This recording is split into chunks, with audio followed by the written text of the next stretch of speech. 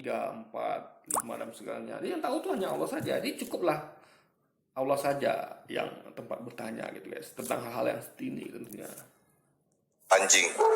Lalu Nabi Muhammad, semoga Allah bersalawat dan memberikan salam kepadanya, disuruh berkata, Tuhanku lebih mengetahui jumlah mereka. Tidak ada yang mengetahui dalam kurung bilangan mereka, kecuali sedikit. Nah, bahkan Tuhan yang ini, Allah ini tahu kapan kiamat. Tahu kapan kiamat. Nah, Tuhannya tanpa ragu nggak tahu kapan kiamat. Ya, Yesus berkata ya di Alkitab pada, jadi Tuhan yang Maha Tahu ini, yang tahu segalanya ini, ya Allah SWT, ya itu beda dengan Tuhannya tanpa ragu, yang mana itu adalah seorang manusia. Yang tentu manusia itu ya, nama manusia itu tentu tempat alpa dan lupa gitu, tempat suka apa lagi, suka kelupaan akan sesuatu gitu. Makanya Tuhan yang tanpa lagi mengatakan tidak ada yang tahu kapan kiamat ya. Tidak anak, tidak malaikat, tapi hanya Bapa saja. Jadi Yesus nggak tahu kapan kiamat. Bapa alias Tuhan Yesus tahu kapan kiamat. Nah, Tuhan Yesus itulah Allah yang ini guys. Tahu kapan kiamat, tahu berapa jumlah orang yang ada di gua itu sebenarnya gitu. Yesus nggak tahu deh guys. Nah, pada video ini, saya akan memberitahukan rahasia di balik Al-Quran surah 18 ayat 9-26. Tetapi, jangan kasih tahu siapa-siapa ya. Ini rahasia. Oke, kita mulai aja ya.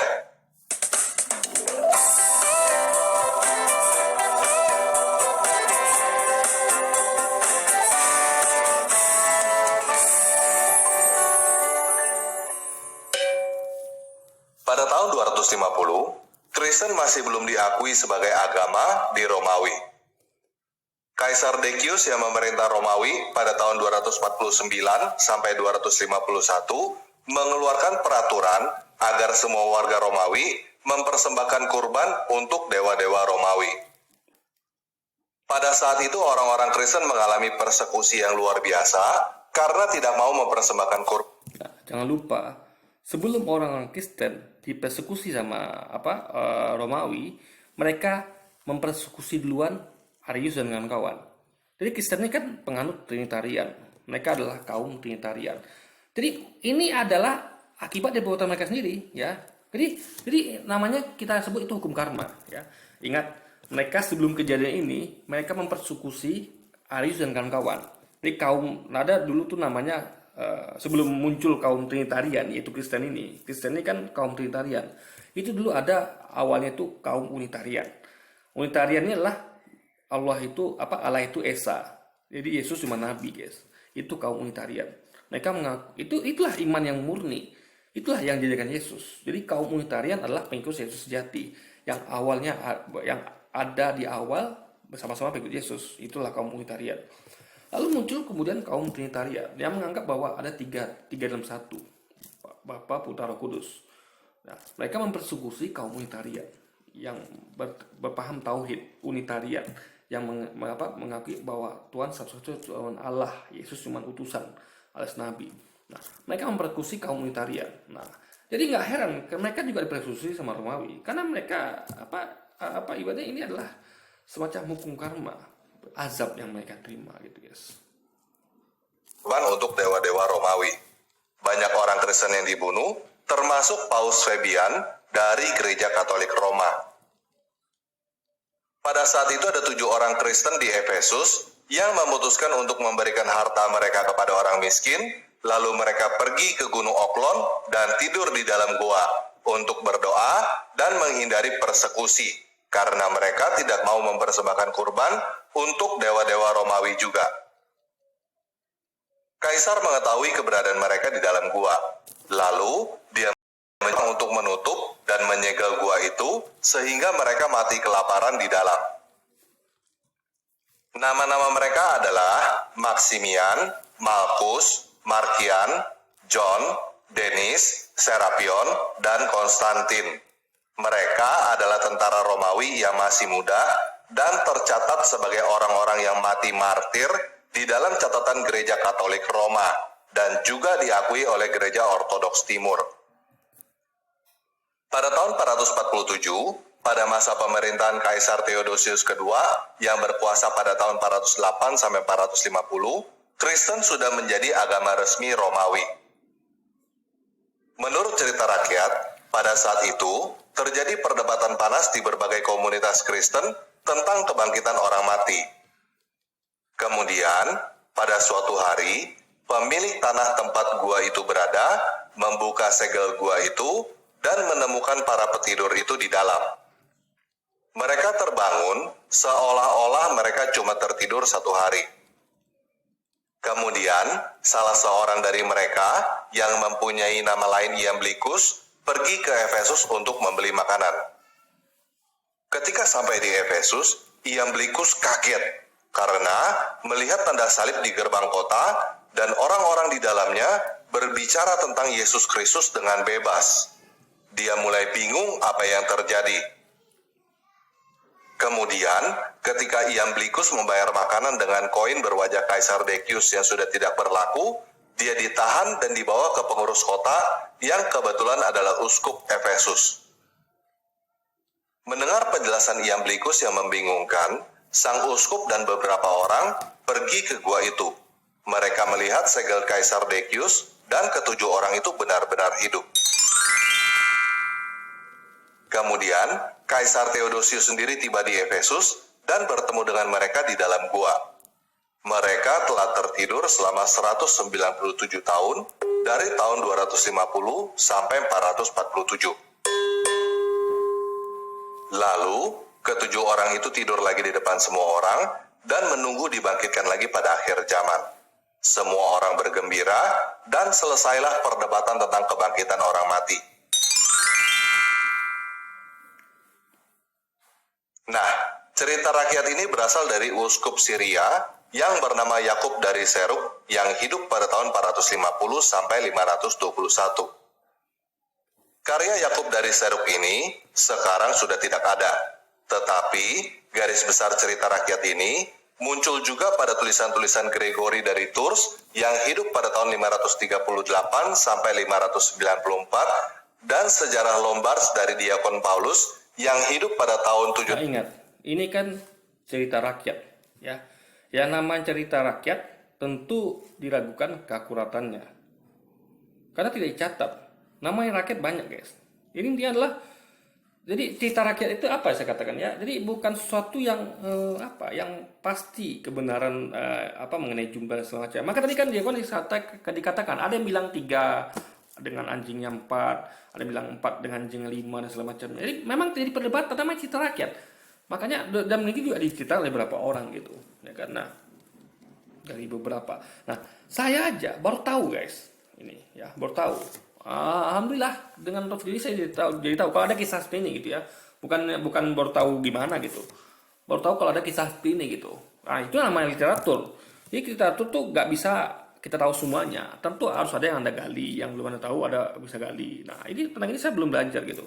Belum saya kaji gitu. Tapi ini menjadi suatu hal ya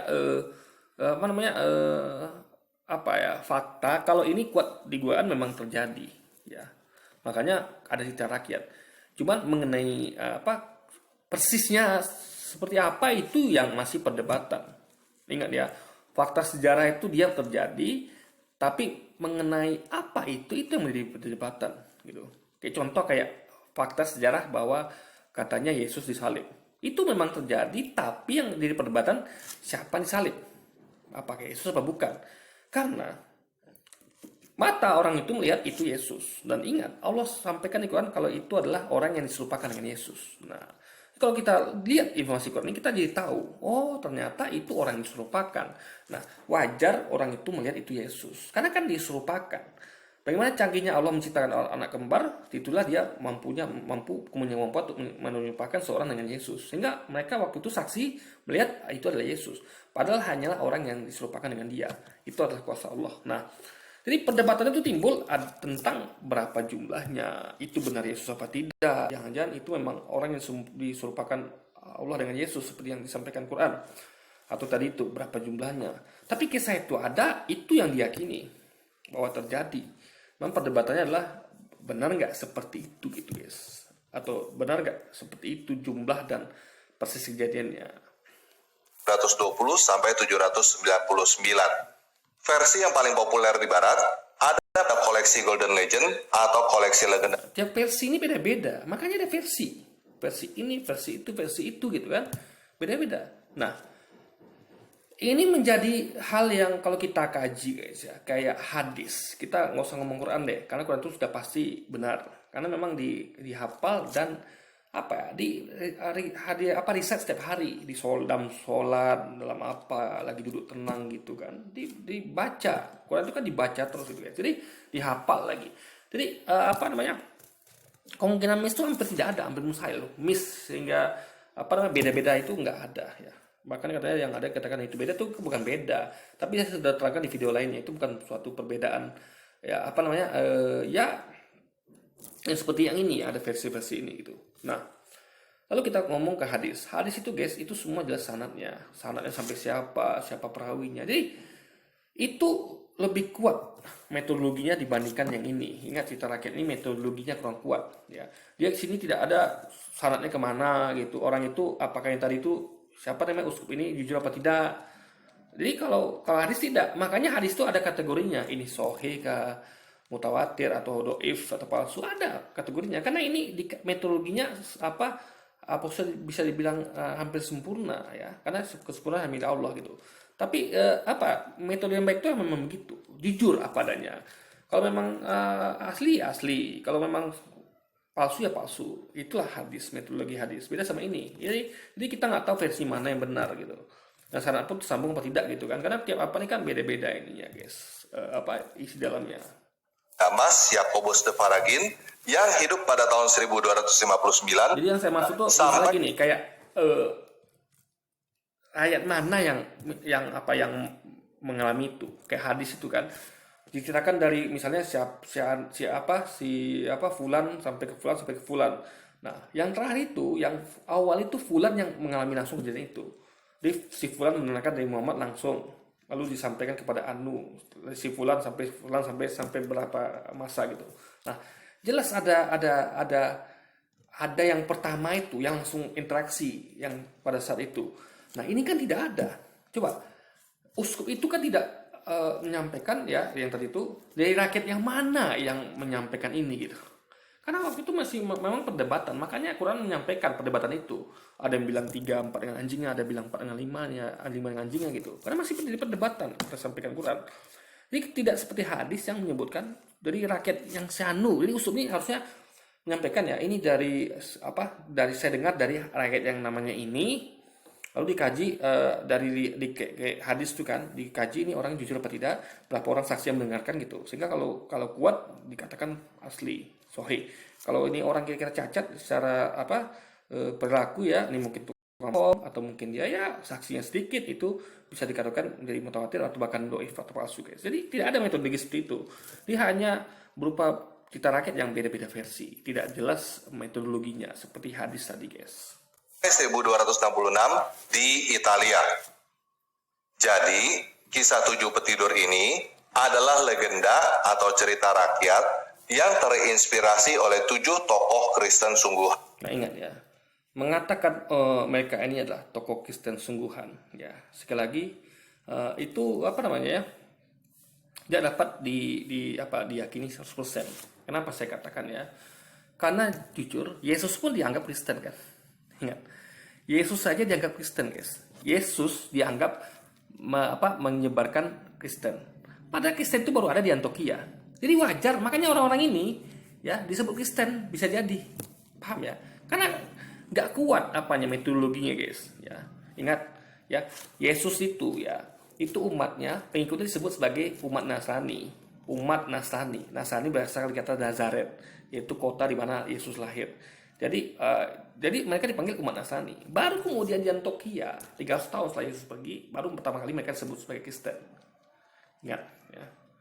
Nah, orang-orang ini bisa jadi kena hal seperti itu juga, ya kan? Sama kayak pengikut Yesus awal yang beberapa murid itu ya, yang apa namanya, ya murid-murid Yesus awal, itu kan mereka juga akan dikatakan sebagai Kristen. Tapi mereka tidak Kristen, guys. Paham ya? Mereka disebut sebagai umat Nasrani gitu. Bahkan Kristen pun mengatakan, ada yang mengatakan itu agama, ada yang mengatakan Kristen bukan agama gitu. Jadi mereka itu sendiri masih polemik tentang Kristen ini sendiri gitu. Ya, cuma ada yang segmennya mengatakan, oh Kristen itu bukan agama gitu kan. Kristen itu gitu. Ada yang mengatakan, oh agama Kristen gitu. Jadi mereka pun masih belum jelas. Tapi faktanya umat awal itu disebut umat Nasrani. Ya, Yesus tidak pernah ngomong tentang Kristen sama sekali. Tidak pernah menyebut pengikutnya sebagai Kristen, nggak pernah. Dia menyebut pengikutnya sebagai domba-domba yang hilang di Israel. Ya, jadi bukan domba-domba yang hilang dari mana gitu, hanya Israel saja gitu. Kisah ini satu genre dengan Santa Claus, Malin Kundang, Sang Kuryang, dan Lutung Kasarung. Nah, ya gini, beda. Ya, kalau kata-kata genre ya, ingat ya, genre itu adalah memang kisah-kisah yang fiksi, yang masuk itu bukan fiksi, apa namanya? Ya fiksi lah, fiksi. Fiksi itu adalah bisa benar bisa salah, ya kan? Nah, kalau fiktif jelas salah. Ingat ya, bedakan antara kata fiksi dan fiktif. Ini pernah orang salah guys, dulu kayak Rocky Gerung mengatakan kitab suci adalah fiksi. Itu maksudnya bukan fiksi fiktif, beda. Fiksi fiktif itu beda.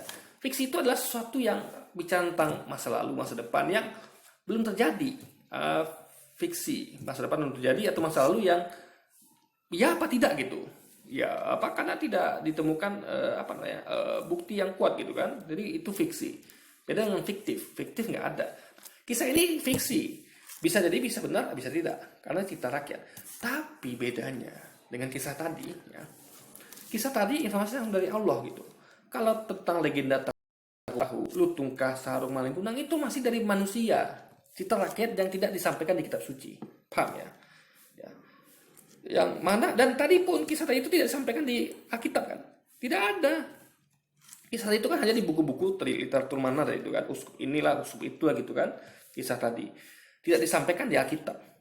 Tapi kisah itu ya tentang orang di goa itu, saya nggak sebut setuju ya karena Quran mengatakan hanya Allah yang tahu ya, jadi saya nggak sebut setuju.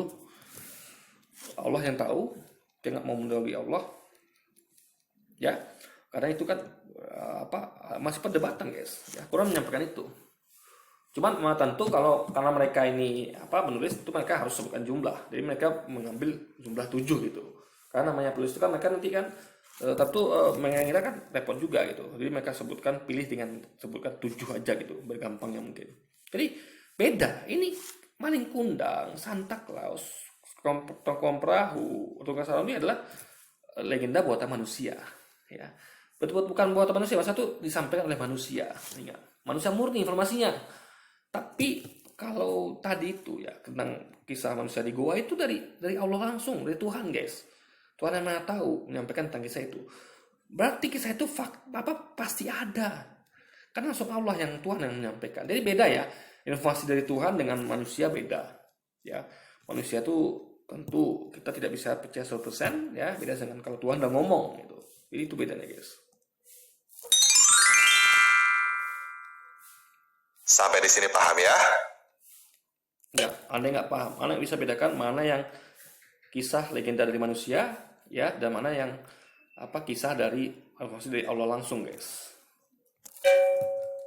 Nah, jadi sekarang kita tahu bahwa sumber cerita yang ada pada Al-Quran surah 18 ayat 9-26 berasal dari seorang uskup Kristen Syria yang menjadi cerita rakyat dan menyebar secara lisan sampai kepada Nabi